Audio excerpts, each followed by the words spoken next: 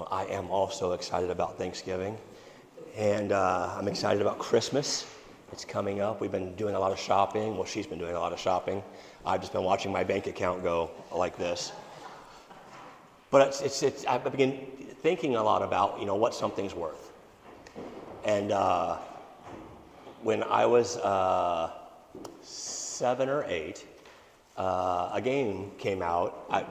I had the original Nintendo, and I really enjoyed playing. It's a role-playing type of a game where there's a story that's involved in it. And the first issue of it was called Dragon Quest I. And I played that game over and over. I just loved the story, and you got to be a knight and go around, and as you killed monsters, you got more powerful. And then 2 came out, and 3 came out. And here recently, they went back and they turned what was a 2D game. I don't know if this makes any sense to you, but it's like a flat, and you see your guy moving around the screen, and they've redone it into a 3D game. And so now you go into places, and there's houses and stuff, like a lot of more of the more modern games are like. And I remember when that game first came out, it was about $40. That's how much a new Nintendo game cost back in 1987. I remember because I had to save up and buy a lot of my own ones. And I could not believe that when they redid this game and they redropped it, it now costs more than it's the same game. Right? A little different perspective going on. And I promise you, it might not be this month or next month, but I'm going to buy the thing. It's got nostalgia for me, right? And there's some things that are like that are worth a lot. And I don't know what that is for all of you. But the easy answer to what something's worth is what somebody will pay for it. And there's some items that I look at as their junk. And there's some things that you might look at the same thing and you go, it's priceless. There's no money that I could put on that thing. I looked up, because I have these random ideas whenever I'm going through this. What's stuff worth? What's a life worth? And so I looked up, when somebody gets in a traffic accident, what's the payout on that from an insurance company? And it was about $1.5 million. According to the insurance company, that's about what our lives are worth.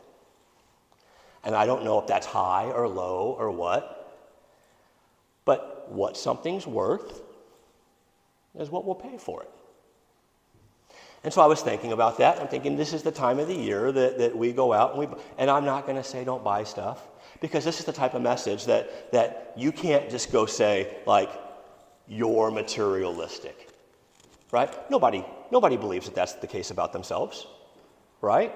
I just like nice things, right? Or I just like quality things, right? Isn't that what we say? Yeah. But Jesus spoke a lot about the dangers of allowing things to too tightly grab a hold of our heart. And so that's what I want to talk a little about this morning, right? If you brought a Bible with you, we're going to be in Luke chapter 12. But Jesus, this is one of many places that we could go to where Jesus would talk about this danger that we all face. And I picked this one out because, one, we've been writing about it in the daily thing, that blog rant thing that I do. But 2, I love some of the phrases that it uses in this little section.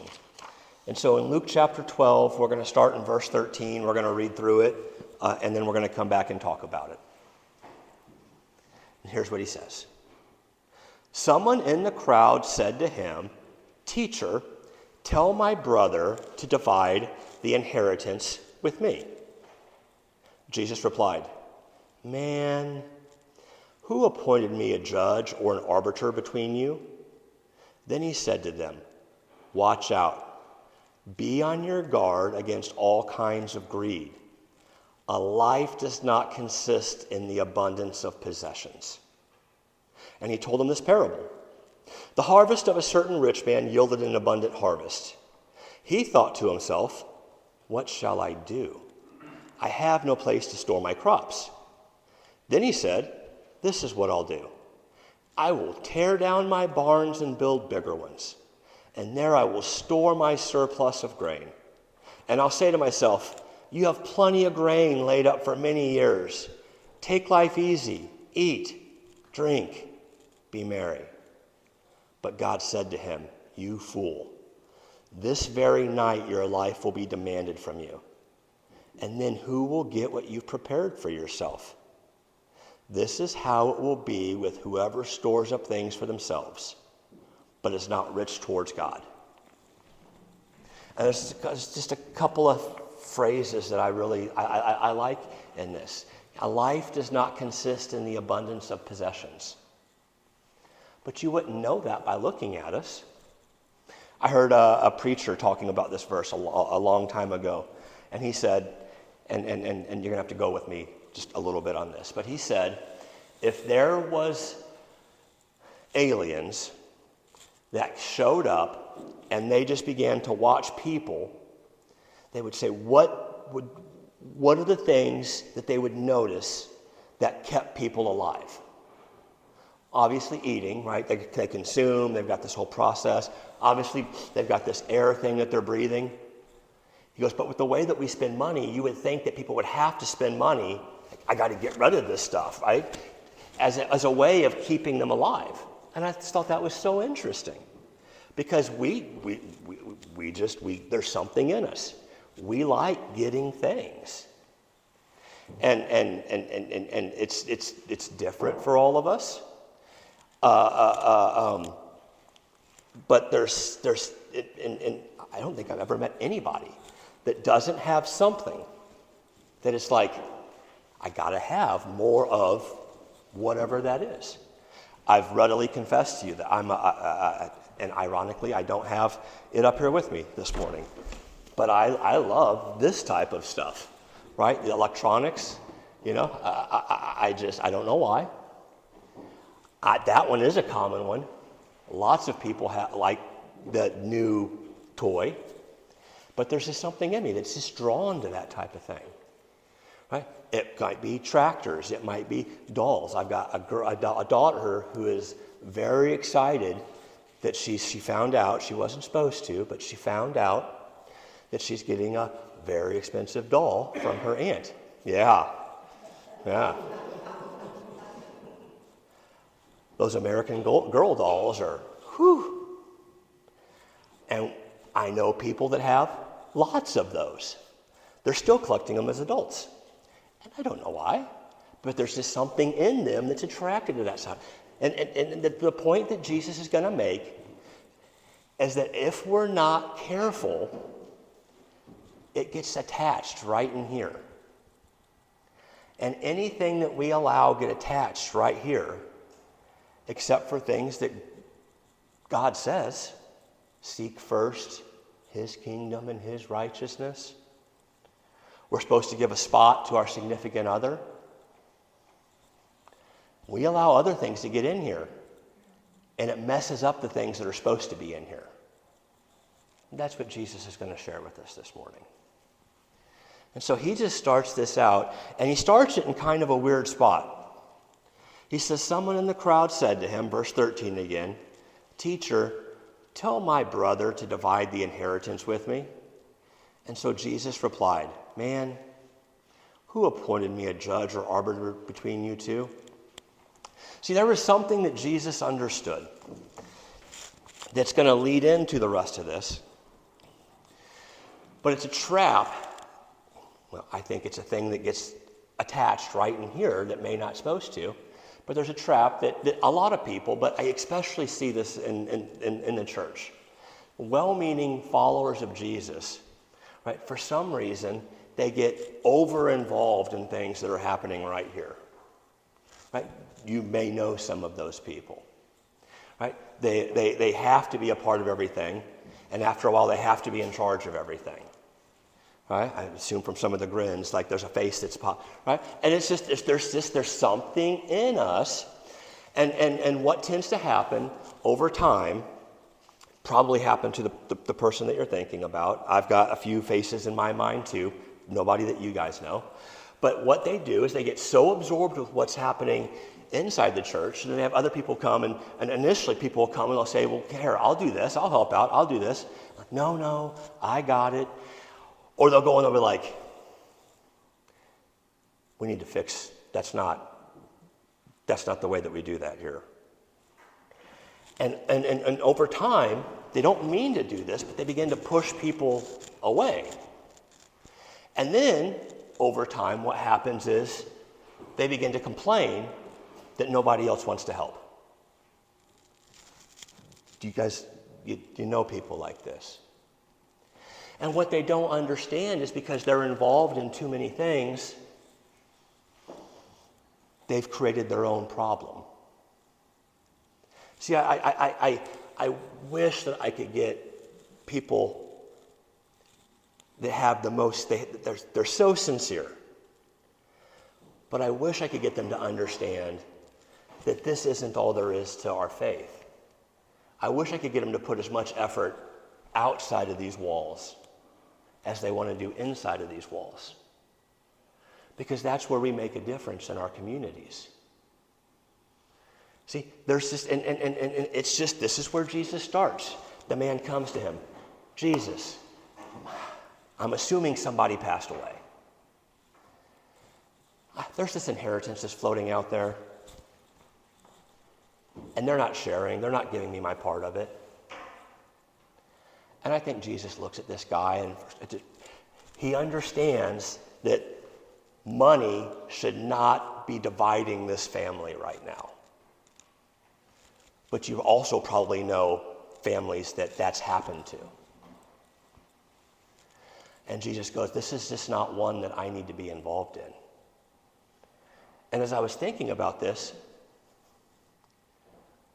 Jesus is probably the best person to help sort this out. Wouldn't you think? But there was something in Jesus that was self-aware enough to know, I can't be involved in every problem that comes up. And I think that's a lesson for us.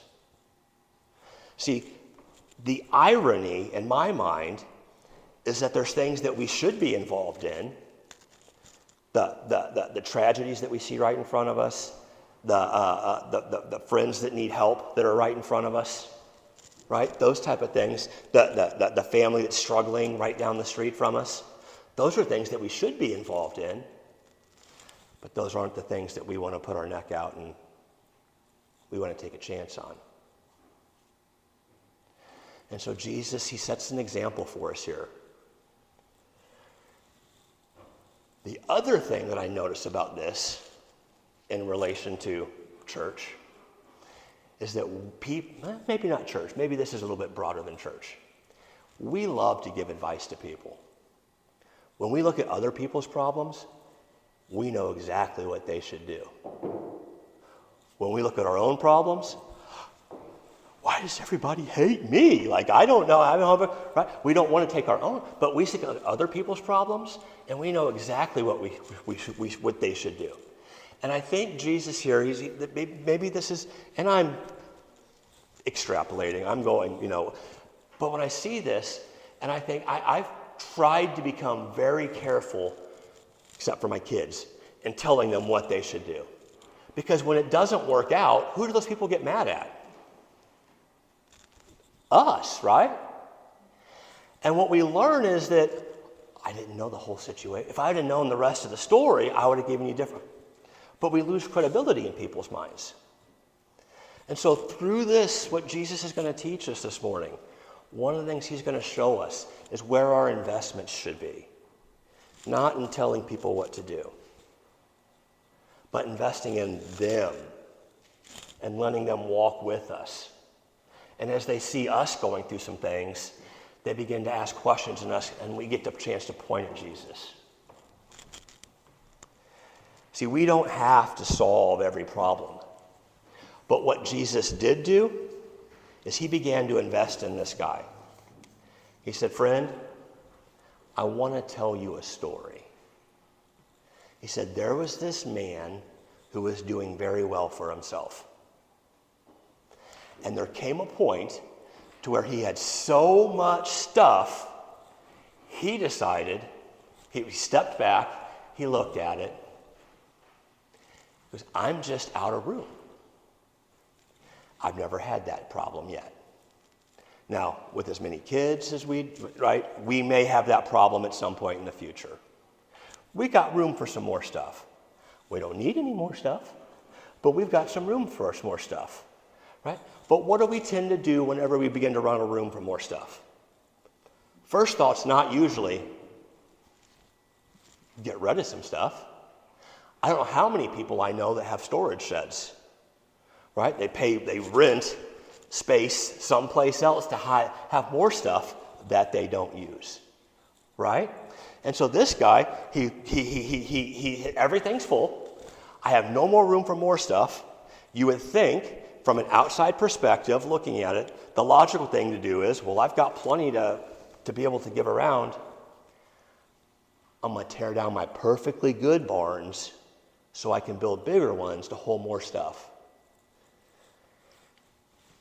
It seems silly, but it's exactly what we do. This stuff had gotten an improper hold on this guy's heart. And I can see that I try to picture myself as either the person Jesus is talking to or part of the crowd that's around right now and watching this take place. And I can see this guy coming up, and I can see Jesus looking at this guy. His heart's broken for the family because money's become too important to him. Jesus begins to tell this story, and I can see this guy, and I can see him going, is he talking about me right now? You ever see that look in people's minds? They start going, is this about? And because the guy's going, Jesus didn't go, hey, you're somebody we need to help. He did that all over the place. He's going, you have stuff, but you're concerned with other stuff.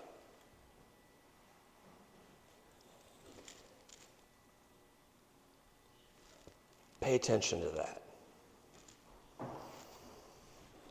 And so the guy tears down his stuff. Jesus goes on with the story. He tears down his barns. He builds bigger ones. And it doesn't bring him to the place to where the man wants to be. See, for most of Jesus understood, and he always taught that his followers, what he wanted us to get was that we're always supposed to place a higher value on people than we do on products, than we do on stuff. We're not supposed to separate over things like money, traditions, some of the Mosaic laws, personal gain, comfort. And Jesus didn't even do it over his own reputation. Jesus let people speak ill of him, and he didn't always correct them. He always bent towards valuing the relationship over anything else.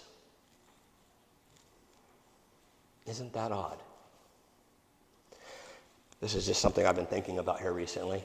You know that the phrase that's out there, this is my truth, and you look at that and you think that that's kind of absurd, right? And different things have become, but you know, people, that phrase, and I've thought that was just ridiculous. And then I thought, what has been my aversion to becoming a part of like I got an aversion to denominations in the church. Like I think that Jesus spent like John 15, 16, 17, 18, somewhere in that range right there, talking about that we all may be one, that all of his people may be one. And I just thought, this idea of my truth, denominations are the Christian version of this is my truth. Isn't that silly? And I've not thought that out. I've just it's something I've been wrestling around with. But that was never Jesus. Jesus didn't let any of this stuff divide people from each other. He would walk in and he would talk about the hypocrisy of his own Jewish leaders. He was trying to get them to deal with what was going on inside of them. But he never cast anybody aside. He never told anybody where they could go, where sometimes we like to. And so Jesus said, look, people are what's most important. Life doesn't consist in an abundance of possessions, but in the people that your heavenly Father places in your path. He says in verse 16, he told them this parable. The ground of a certain man, it yielded a rich abundance, or it yielded an abundant harvest. He thought to himself, what shall I do? I have no more place to put my crops. Right? He's asking the right question. I've got too much stuff. He just comes up with the wrong conclusion. Right? Which is what Jesus is trying to get us to understand. It's not about more stuff. And again, you wouldn't know it by looking at it, right? But it's not about it. We've got to deal with that, whatever that is, that wants more and better or bigger or whatever it is. That we've got more than we need.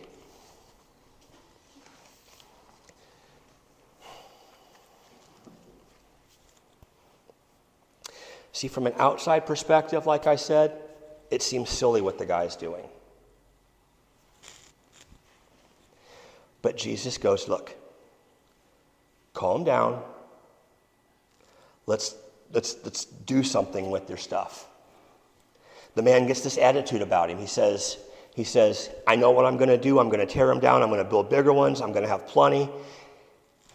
He said, he gets this, it almost looks like he gets this little bit of a chip on his shoulder.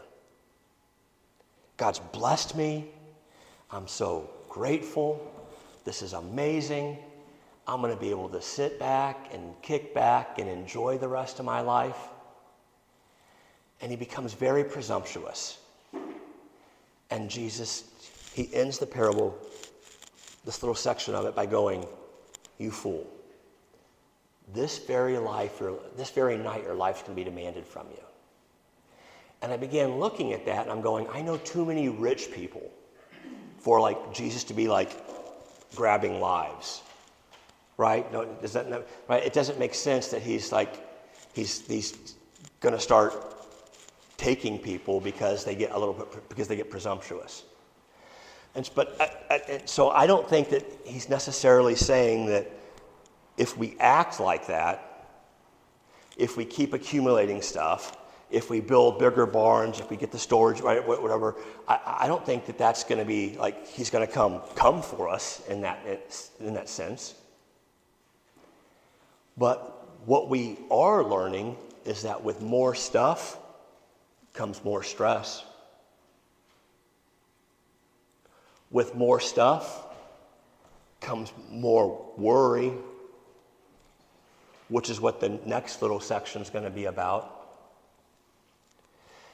And what we're learning is that the more stress is becoming a greater and greater killer in our society. It's what people are getting medicated. It's to deal with anxiety. It's to deal with stress. It's to deal with worry. And so I don't think Jesus is going, look, I'm going to start coming for people that are doing this. He says you're doing something to yourself that you don't mean to do. The thing that you think is going to set you free, it's shortening your life. The goal that everybody has, right? I want to grow up and retire one, right? I would like to not have to work one day. I would like to be able to sit back and enjoy. He goes, if that isn't just a part of life, but it's a consuming, he goes, it's not going to go the way that you think that it is. People are becoming more and more worried to death all the time. And if we're not careful, we're not immune to that. He goes, this guy, he becomes presumptuous. He begins to think that because he's had so many tomorrows, that God's just going to keep granting him another tomorrow and another tomorrow and another tomorrow. And he goes, that might not be the case. Right along this idea of materialism and not allowing money to take control of our hearts, Jesus would be constantly talking about this idea of being ready for him to come back. See, we're not to put off to tomorrow what we can do today. The right kind of problems. Not to be involved in everything, but to be involved in what he has for us. We're not to put off tomorrow trying to become more like Jesus. We're to be ready today. See, the thing that I think that we miss sometimes is the people and the problems that God puts in our path today for us to do are what's preparing us for tomorrow and the next day. And so I think sometimes followers of Jesus, well-meaning followers of Jesus, we get this idea that because God's got a plan for our life, that he's going to just he's going to get us there one day. It's about a destination. And when Jesus is talking about the plan that God has for our life, and I think even like we read Jeremiah 29 a couple of weeks ago, right? For I know the plans I have for you, plans to prosper you and not to harm you, plans to give you a hope and a future. And then you will call upon me and come and you will seek me and you will find me when you seek. It's about the process. It's about becoming the right type of person. It's about becoming like Jesus.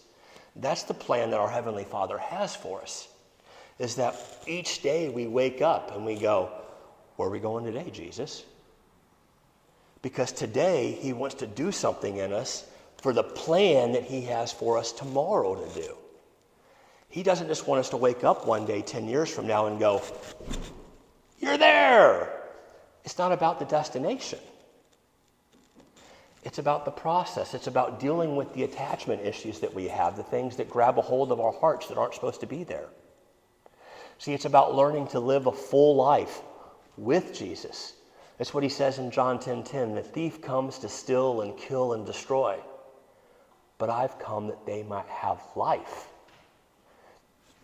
And I think what Jesus is teaching us in Luke 12 is that when we're allowing money, when we're fixated on stuff to come inside of us, we're letting the thief in. And he's giving us a warped view of how he wants us to live. He says, but I've come that they may have life and have it to the full, or have it in abundance. People. See, what Jesus is trying to get us to understand, and we're going to read the last little bit, he says, but this is how it will go with everyone who stores up things, verse 21, for themselves, but is not rich towards God. And then in verse 22, he says, then Jesus said to his disciples, this is still part of the same thing, therefore I tell you, don't worry about your life, what you will eat, or about your body, what you will wear. For life is more than food, and the body's more than clothes. See, that's the context for that verse that we talk about when we talk about don't worry. Jesus is going, you don't have to worry because I want to give you a full life. I want to make you a part of something. I want you to follow my Son. I want you to keep becoming more and more like him every day. I want you to invest in people so that when people need something, you're not just trying to build bigger barns and hoard more stuff. You're freely giving stuff away because there's going to come a day when you need something. And you need all those people that you've invested in to invest a little back in you. See, Jesus, it was never about God's will, God's plan it's about the process. It's about us becoming like Jesus and going, hey, won't you walk with me? And then as you need help, I'm going to help you. As I need help, you're going to help me. And we're going to build this tribe around us. And then everywhere we go, we're going to try to bless the communities where we're at. 3 weeks ago, we build out and we build in. This is the same thing. But Jesus says, every time you allow money to get an improper hold in here, you're corrupting those relationships that are around you. You're beginning to value your stuff over them. And so as we're approaching the season, spoil the kids, spoil the grandkids, spoil the nieces and nephews, right? That's what we do. But we have to understand, we can't let this thing consume us. We've got to pull back to what Jesus would constantly tell people, to what we would read about all throughout the Old Testament. Seek first his kingdom. Seek first, right? It's not, your life does not consist in the abundance of possessions, but in the people he constantly places in your path.